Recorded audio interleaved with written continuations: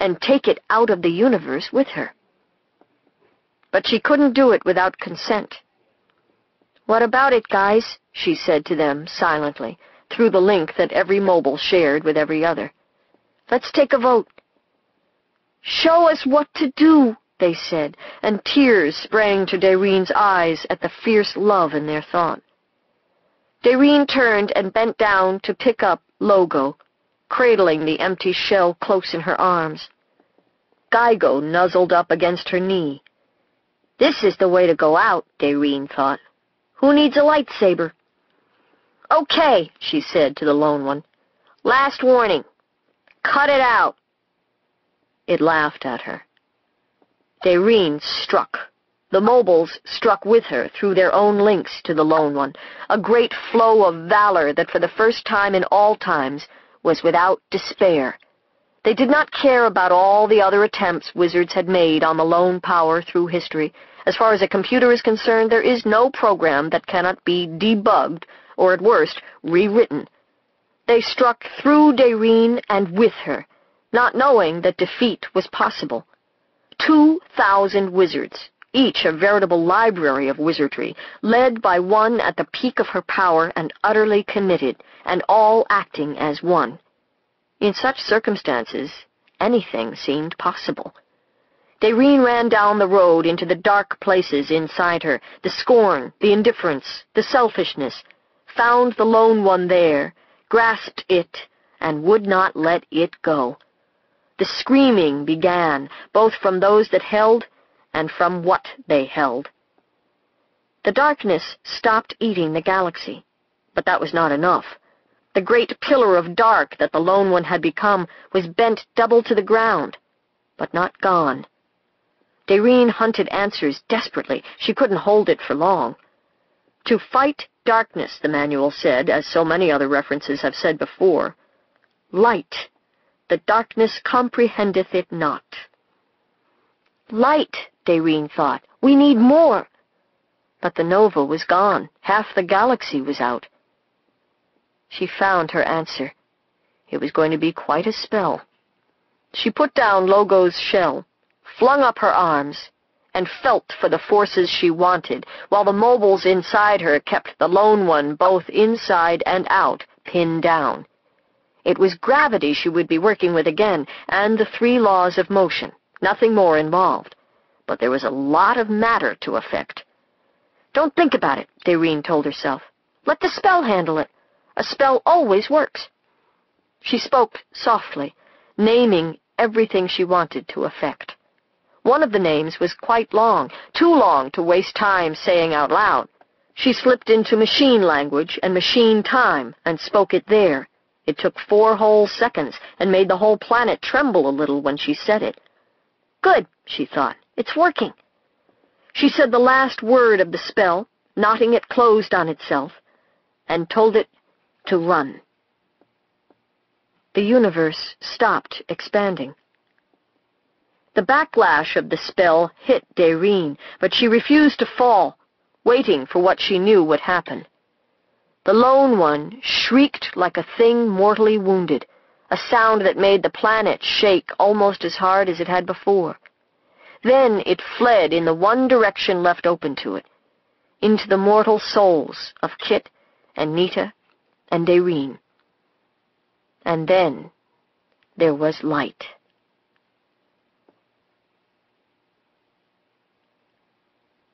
Reconfiguration. Nita stood in terror, hanging on to Kit, and watched the flowering start. It took her a few minutes to recognize what she was seeing. The sky began to grow bright. It did it vaguely at first, from no specific source, as if the planet were suddenly developing an atmosphere and sunlight were beginning to diffuse through it. But there was no atmosphere, and anyway, the brief burst of nova light hadn't had time to reach this world yet. Then, slowly, sources became apparent. Faint patches of light, others less faint, points of light that grew to beacons, bright as evening stars, brighter, bright enough to cast shadows from the torn-up rubble on the wildly assorted shapes that stood about and looked up in astonishment. Daireen was not moving. She was frozen in mid-gesture, arms upflung, her fists clenched as if she were holding on to something by main force. The sky grew brighter. Space that had been black began to turn milky and misty. Stars that had been bright and the damaged swirl of the galaxy swam in the light and began to vanish. Beside Nita, Kit was trembling. "What is it?" She laughed, a shaky sound. Olber's paradox in action. Kit's eyes widened. "You're kidding." "Nope." It had been one of the bits of reasoning that led people to understand that the universe was expanding. The galaxies were scattered evenly all across the globe of the sky. If they were not moving away from Earth at great speeds and taking their light with them, Olbers had reasoned, the night sky would be not black, but one great sphere of light. Since it was not all light, the universe must be expanding. And so it had been, until now. "I think I want to leave," Kit said, sounding uneasy. Nita felt the same way. She felt cold. She wanted to get out of this light. Earth would be going crazy just about now, and wizards would be needed there to keep anything sudden from happening. "Neets, come on, let's hustle. Daireen's okay." Nita shuddered all over. "No. Neets! People are going to look up and think there's a nuclear war or something. If someone doesn't warn them what's really happening—" "Kit," Nita said, "I'm not leaving. I want to, too. Or rather, I think something else wants to." She turned her face up to the light. "What are you feeling?" He looked at her, stunned. "Scared." "Of what?"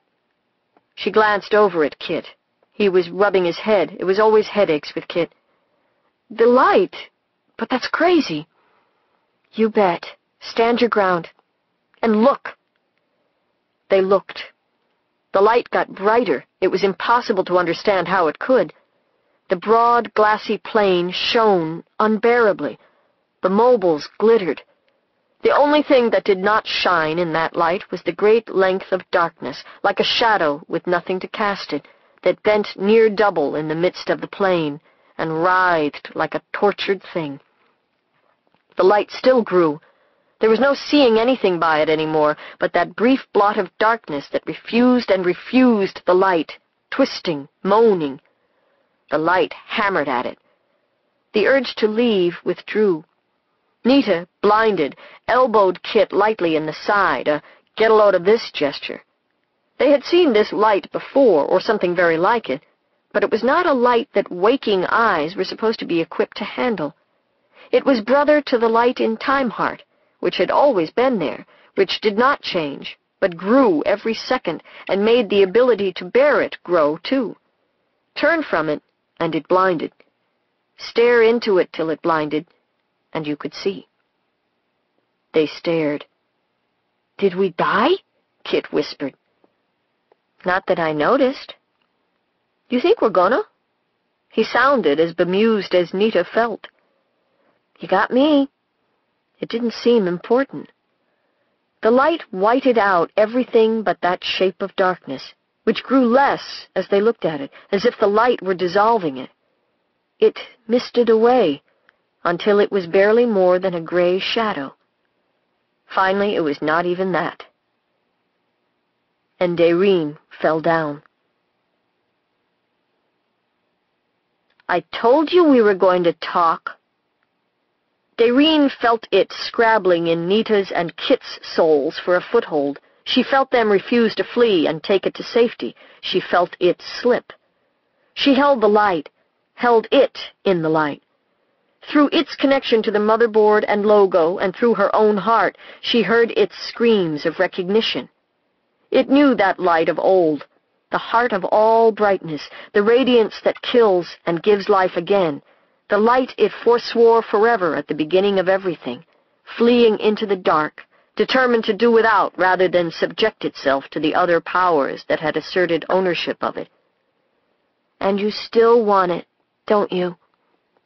It would die rather than admit that. But it could not die.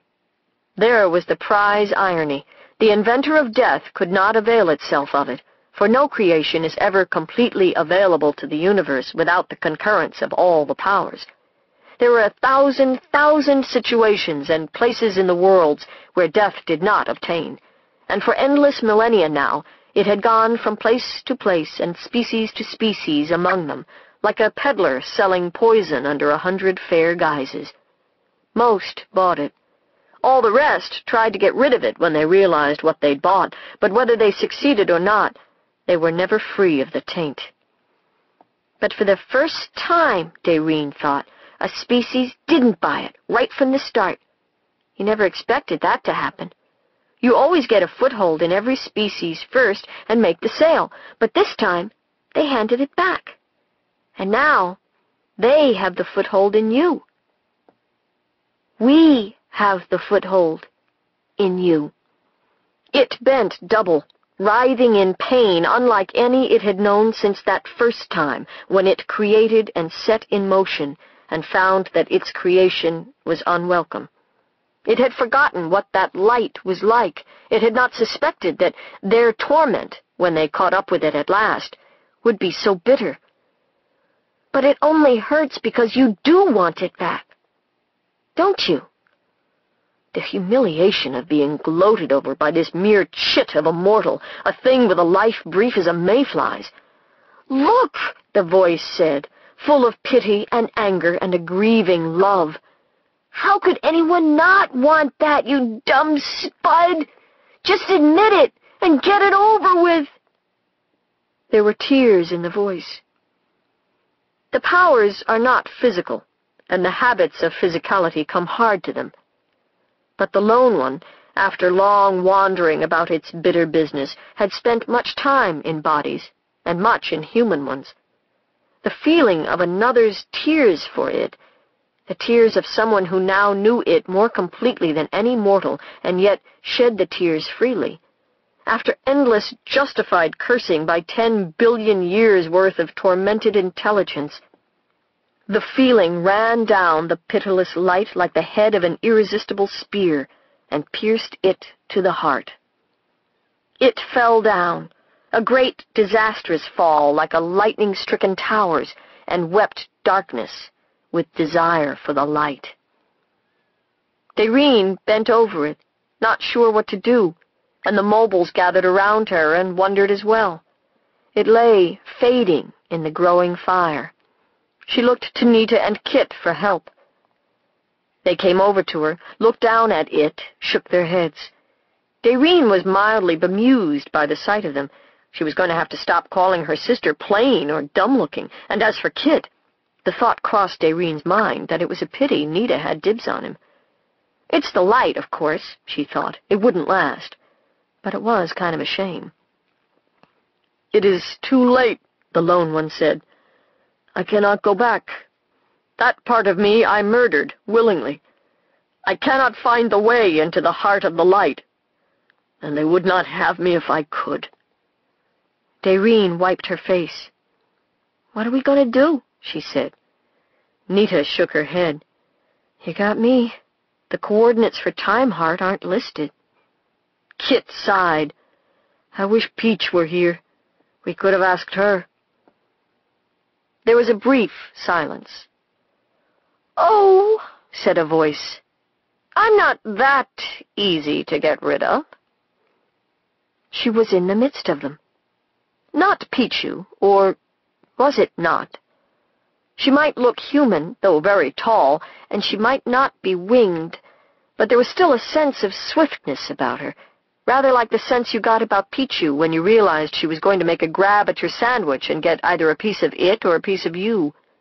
Swiftness and power and extreme beauty, so that Dayreen and Nita were abashed, and both they and Kit stared at her with all their eyes. All this in a person burning even brighter than the light around them, and about 9 feet tall. A person wearing a sweatshirt with the sleeves pushed up, and blue jeans and sneakers. A person with long dark hair, and a sword naked in her hand, and the sword burning, and the fire of the sword and the fire of the sky were the same.